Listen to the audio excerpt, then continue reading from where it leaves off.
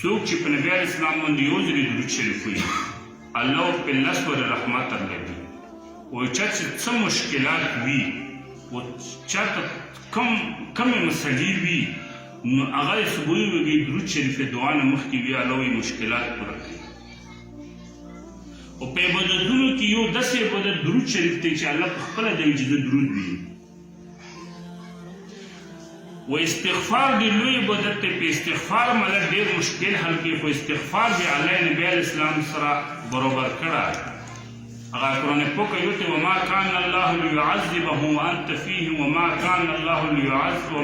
لهم معذبهم وهم یستغفرون الله فرمایي چې او پیغمبر ته کومه پرې خلکو سره وینو موږ څه کور دی چې زه ولا عذاب درکوم و کومه پرې چې خلک استغفار کوي نو موږ پکې څه فایده وي چې زه خلکو لا عذاب درکوم نو استغفار و نبی علیه السلام الله سره برابر کړي دي نو صبح وویږي چې څوک یولس ځلې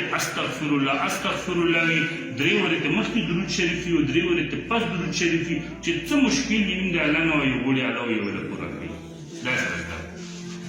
المهم په المنځب سي و صبح په المنځب سي اول درې ورځې درود شریف وي بیا یولس ځلې استغفر الله وي بیا درې ورځې درود شریف وي بیا الله نه غواړي چې څه غواړي انشاءالله الله وایي راکړي ټیک شو الله یې موږ سره په خبرو عمل کولو توفیق